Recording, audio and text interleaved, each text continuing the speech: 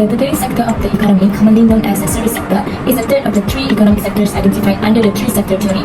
The other are the secondary sector, which is similar to manufacturing, and the primary sector, which is raw materials. The service industry is made up of businesses that produce services rather than finished goods. Attention, counsel, access, experience, and emotional labor are examples of services, or sometimes known as intangible products. Information production has traditionally been considered a service, but some economists now ascribe it to a fourth sector, which is the quaternary sector. The great majority of job possibilities are in the tertiary industrial sector, which is primarily focused on delivering services to customers and other organizations rather than commodities. The tertiary sectors of industry includes the provision of services to both other firms and end users. Services may include the transportation, distributions, and sales of items from the producer to a customer, as in wholesale and retailing, best treatment, or entertainment. As in the restaurant sector, the commodities may be modified throughout the course-giving service. However, rather than converting tangible items, the emphasis is on people via connecting with them and servicing the consumers. Malaysian services industry employs more than 63% of the total workforce in 2019 and accounted for more than half of the GDP, making a significant contribution to the country's economic growth, productivity, and also profitability. Prior to the economic slump, it's employed more people than any other industry in the previous 10 years. Due to the COVID-19 outbreak, political instability, and a lack of foreign investment, this has been foiled. The reason why we choose the tertiary sector is because it has a far lower barrier to entry than beginning a tangible product firm. For example, starting a manufacturing or retail firm necessitates a significant financial investment that may take years to repay. As from downside, the workers wanting more choice over their career are drawn to the tertiary sector first. Not only that, but the fact also that many service firms are locally owned and operate. If we decide to start a service-based business, we won't have to compete with the retail industries, franchises, and corporations. Instead, we might concentrate all our effort on offering services in our specified local regions and use mobile marketing to pinpoint our clients and give them promotions, informations, and also discounts that are personalized to their desires and also their requirements. Now we turn to the objective of the study. The study was conducted based on four main objectives. Firstly, identify the impact of COVID-19 on the growth and sustainability of the tertiary economic sector. Secondly, to demonstrate the performance level of the tertiary economic sector by making a comparison between the beginning of the pandemic with the present. Thirdly, discuss strategies and response that can be taken by various parties to maintain the performance of the tertiary economic sector. And the last one is to provide awareness to the community to jointly help to stop the spread of epidemic. We hope the performance of the tertiary economic sector can recover. Now we have Miss Zain with me. I would like to ask some questions. Does COVID-19 affect your business? Of course, because during pandemic, during MCO especially, we couldn't open our my salon, and after MCO was over, still we have to minimize the number of customers that can come to my salon.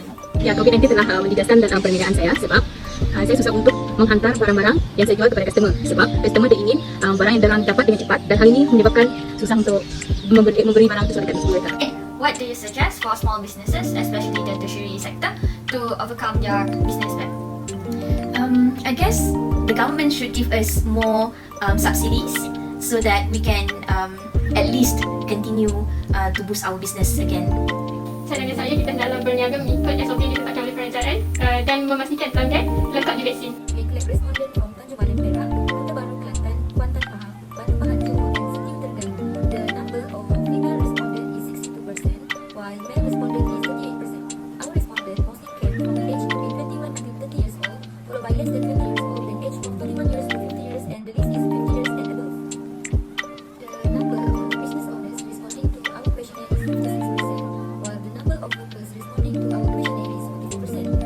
The business owners stated that most of them have 1 to 50 workers, which is 51.1%, followed by working alone, 44.7%. One of them are sharing their business with other partners, and only one of the owners has more than 300 workers. Most of our respondents operate less than 8 hours per day at 58%, and only 42% of the business operate more than 8 hours per day. We can see that our respondents are involved in a variety type of business. Most of them are involved in food and beverages, which is 50%, service 22%, and retail 10%, and other types of business such as beauty products, flowers, service advisor, makeup, clothes, and clothes.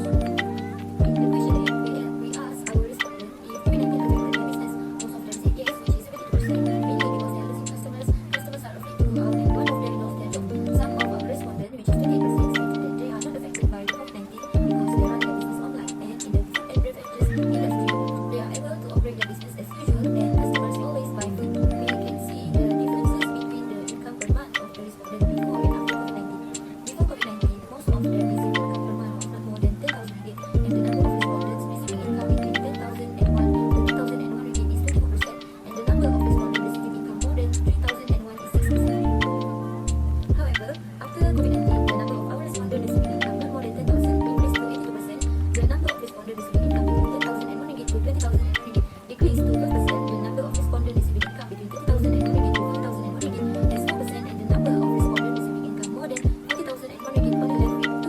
We asked our respondent if the national immunization program helped to boost their business.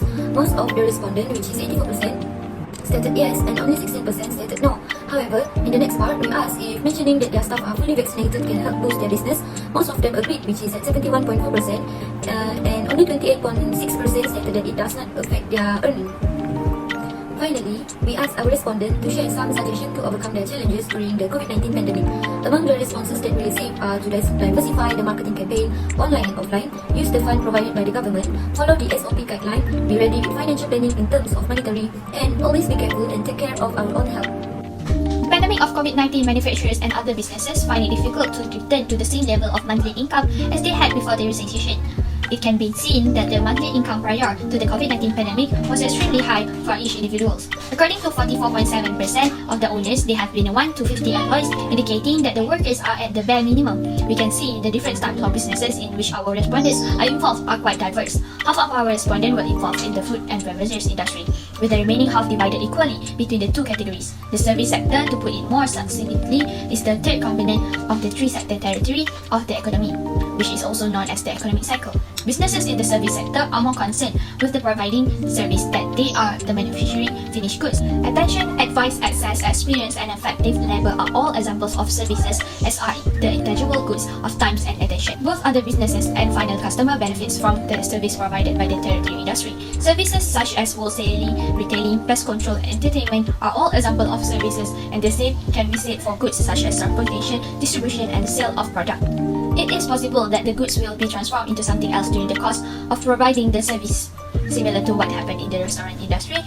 In contrast, rather than transforming physical goods, and emphasis is on people and how they interact with one another as well as how they provide service to clients. When it comes to businesses, the COVID-19 has an impact because the government's standard of operation, which is supported by 72% of our respondents, directs employees to avoid leaving the office unless absolutely necessary. Prior to the pandemic, 70% of them earned between 0 to 10,000, rising to 82% after the pandemic. Because of the pandemic, there has been a significant impact following the pandemic. The number of people earning more than 30,000 has decreased by 6%. It demonstrates how the pandemic has had a significant impact to the company. According to 84% of those who respond to the survey, the government's immunization program as well as the COVID-19 status have a positive impact on businesses. The precautions taken to keep COVID-19 out of the workplace, customers' homes, and the surrounding area are beneficial to everyone's health in the long run. There are still COVID-19 variants in circulation, which means that many of the most important employees are still at risk of contracting the diseases. Business have been faced the possibility of having sick employees of customer negatively impacting their operation and bottom line since their inception, and this has been a reality for them since their inception. In conclusion, from this project, it can be contributed by increase the knowledge to residents around Perak, Pahang, Kelantan, Johor, and Terengganu. This also can show the importance of follow standard operating procedure SOP to the respondent. In addition, the community is also given the opportunity to suggest ways to overcome the challenges during COVID-19. COVID-19 also affecting the income of the business. This thing make more difficult after movement control order was being introduced. Most of the tertiary sector are closed because cannot afford to continue their business due to the small numbers of customers and high cost of expenses due to the lack of profit. The tertiary sector developed successfully. We as nation need to work together to fight COVID-19 for the common good.